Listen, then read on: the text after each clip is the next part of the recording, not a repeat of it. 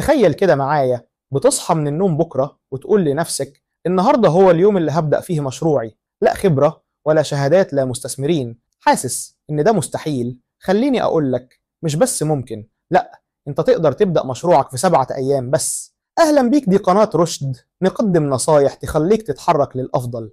اعمل لايك واشتراك عشان يوصلك كل جديد. في فيديو النهاردة هنتكلم خطوة بخطوة إزاي تبدأ مشروعك الخاص في أسبوع واحد. حتى لو عمرك ما اشتغلت في بيزنس قبل كده، حتى لو مش عارف تبدأ منين أو حاسس إنك تايه، ما تقلقش، أنا معاك خطوة بخطوة. هات ورقة وقلم لأنك هتحتاج تكتب معايا. اليوم الأول، اختار فكرة مشروعك. أول حاجة لازم تعملها هي إنك تلاقي فكرة مشروع. ممكن تكون بتقول دلوقتي أنا مش عارف أبدأ منين. مفيش مشكلة، هنفكها واحدة واحدة. الحقيقة، أنجح الأفكار مش دايما بتكون اختراعات خارقة أو حاجات محدش عملها قبل كده. بالعكس، في شركات نجحت لمجرد إنها عدلت حاجة بسيطة في فكرة كانت موجودة. شركة آبل ما اخترعتش الكمبيوتر، هي بس خلت شكله أحلى. ولا اخترعت الموبايل، بس خلت الناس تحب تستخدمه أكتر. اسأل نفسك، إيه الحاجة اللي بتحب تعملها؟ إيه المشاكل اللي بتقابلها كل يوم وحاسس إنك ممكن تحلها؟ مش لازم تكون إيلون ماسك علشان تبدأ حاجة كبيرة. أنت بس محتاج تلاقي طريقة تسهل حياة حد. خد ورقة واكتب فيها المشاكل اللي بتقابلك أو الحاجات اللي بتحب تعملها. تقدر تحول إيه منهم لخدمة أو منتج. اليوم التاني، ابحث وجرب فكرتك. دلوقتي عندك فكرة؟ حلو، يلا نبدأ نبحث ونتأكد إن الفكرة دي ليها سوق وإن في ناس مهتمة بيها. ابحث على جوجل، شوف مين المنافسين. دور على السوشيال ميديا، هل الناس بتتكلم عن المشكلة اللي انت بتحلها؟ هل في ناس بتشتكي إن مفيش حل متاح ليهم؟ اكتب الفكرة بتاعتك على فيسبوك أو اسأل الناس حواليك. اعمل استبيان صغير أو حتى بوست وسؤال بسيط. انت هنا بتدور على حاجة واحدة، هل الفكرة دي لمست الناس، حستهم، شدتهم؟ لما توصل لإجابات كفاية هتعرف هل تكمل فيها ولا تحتاج تعديل بسيط.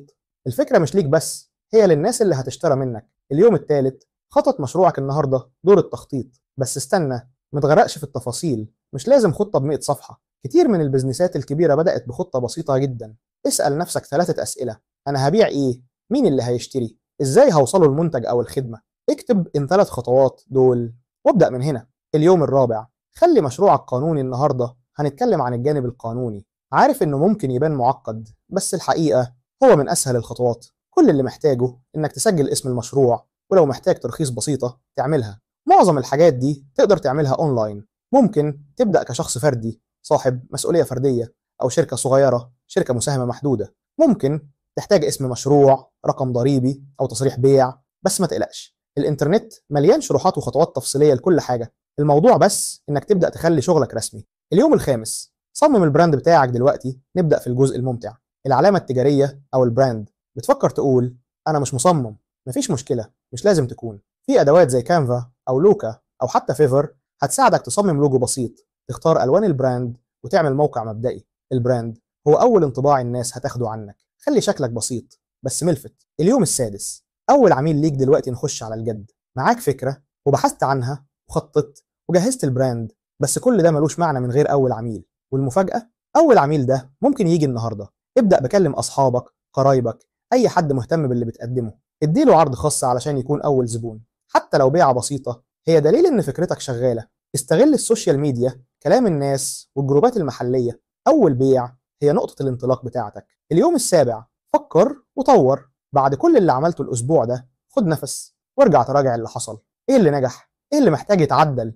لو بعت حاجة ممتاز، لو لسه برضه كويس، لأنك اتعلمت كتير. المهم دلوقتي إنك تكمل. خليك ملتزم وخد كل ملاحظة على محمل الجد وطور منها. البيزنس بيكبر وانت كمان هتكبر معاه. وهنا تكون عرفت ازاي تبدأ مشروعك في 7 أيام. ببساطة، كل حاجة بتبدأ بخطوة وبعدها الباقي بيكمل. فمستني ايه؟ ابدأ من دلوقتي، خلي حلمك حقيقة. ولو لسه محتاج دعم، اشترك في القناة وهكون معاك بنصايح وأفكار تساعدك تنجح. شكرا لمتابعتك، وفكر دايما 7 أيام ممكن يغيروا حياتك.